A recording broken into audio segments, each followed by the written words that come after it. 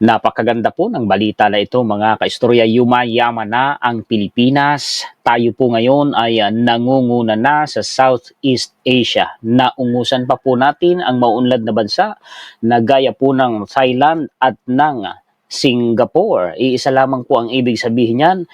Nasa tamang landas ang bansa po natin at nasa mabuting kamay ang Pilipinas. Habang ang bansa natin ay yumayaman at umaangat, ang China naman po ay patuloy na bumabagsak. Abay, biruin po ninyo, nasa 3 milyon po na restaurants ang nagsara na sa China. Hindi po birong bilang ang 3 milyon. Mga kaistorya, isipin po ninyo kung gaano kalaking pera ang mawawala o nawala sa gobyerno po ng China. Yan po ang mga balita at impormasyon na maibabahagi ko sa inyo ngayon. Pakishare po at pakilike. At sa mga bagong viewers po natin ay maaari kayong mag-subscribe kung gusto po ninyo ang ganitong klase po ng content. Ito na po, mag-umpisa po tayo. Ang sabi po sa balita ni Bilyonaryo Moody's, PH economy to grow 5.9% in 2025 among fastest in Southeast Asia. Basahin natin ha. The Philippine economy is set to be one of the fastest growing in Southeast Asia this year, driven by strong domestic consumption and investment according to Moody's Analytics. Naku, hindi na naman ito matatanggap ng mga taga-team Kapa. Anong Kapa? Ay kapapaitan. Well, tanggapin man po nila o hindi, mga kaistorya, no? Tayo naman po ay may resibo, may ebidensya tayo. Hindi nila ito may tatanggi at hindi po nila ito mapagtatakpan. Ibig sabihin po ng balitang ito, mga kaistorya, maganda ang performance ng gobyerno natin ngayon.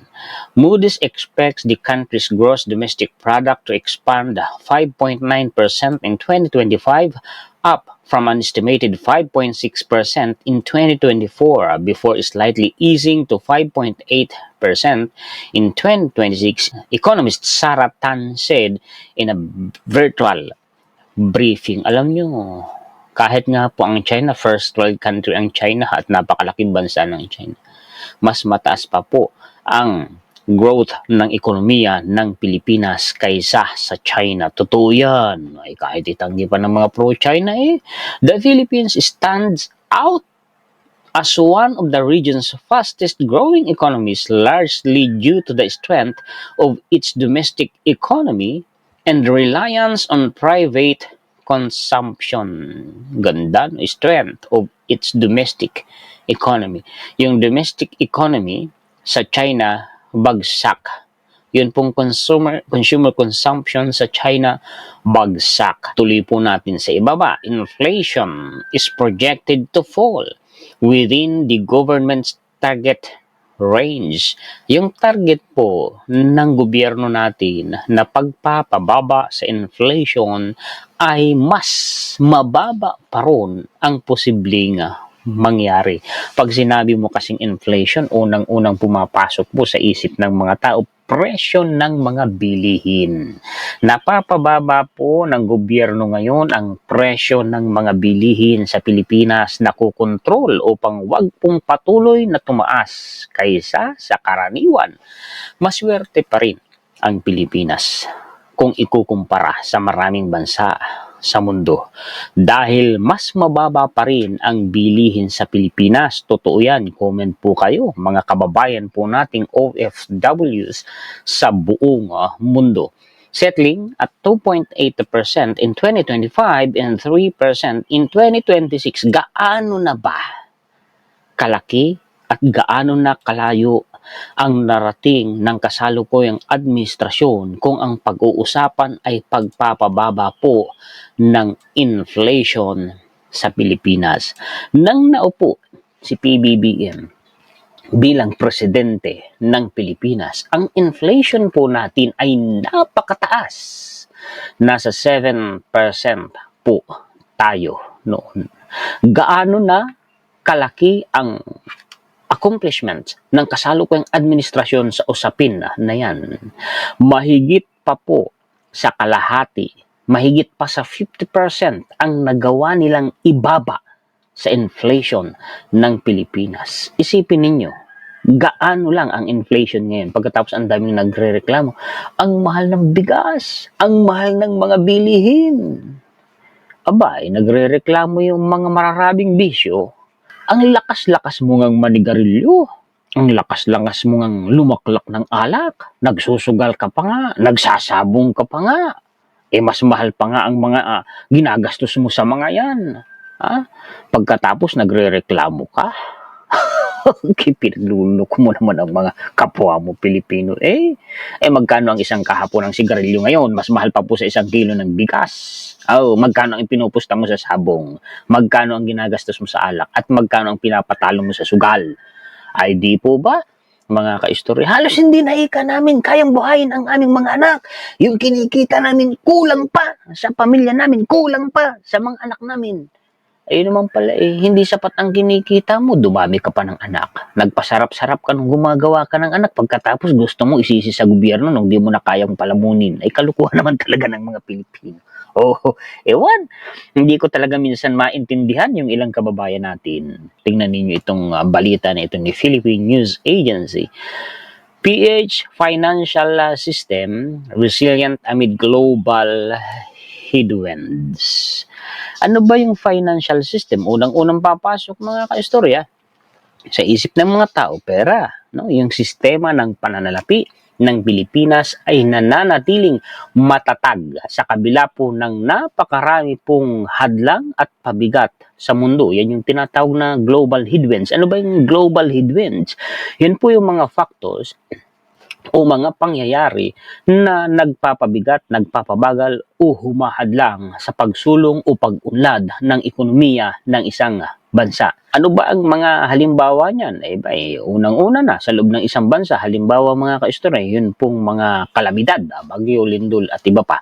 At yung mga geopolitical tensions kagaya dyan sa West Philippine Sea at yung mga giyera kagaya ng Russia at Ukraine, ng Israel and mga kalaban po niyang bansa. Malaki po ang epekto noon sa inflation, yung sa pagtaas ng mga bilihin kasi malaki din ang epekto noon mga kaistorya sa supply and demand, no?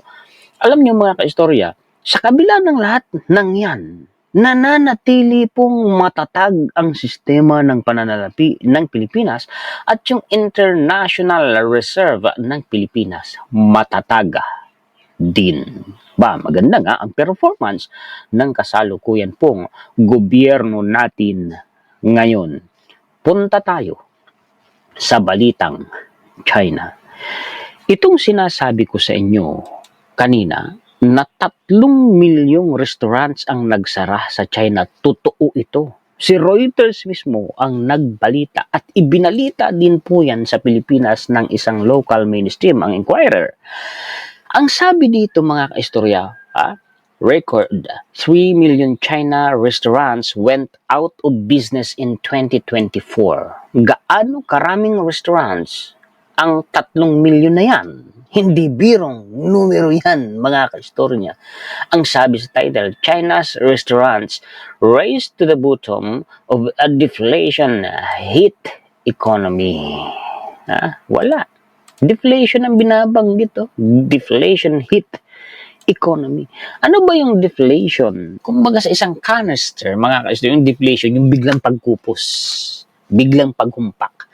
Yun po ang deflation. Ganun ang kalagayan ng ekonomiya ng China. February fall in consumer inflation, fastest since January 2024. Kung sa Pilipinas, bumababa ang inflation, sa China naman, lumulubo ang inflation. Kita ninyo, punta kayo ng China. Yung mga pro-China dyan. May nag-comment. Kumbaga sinasabi, ako raw ay masyadong kumbaga galit sa China. Pero daw po yung suot kong eyeglass at maging itong aking Bluetooth microphone ay made in China. Pinagdiskitahan pa. Ito pong Bluetooth microphone ko na ang brand ay Rode. China daw po ito. Nagkakamali ka. Masyado mo namang iniidolo ang China.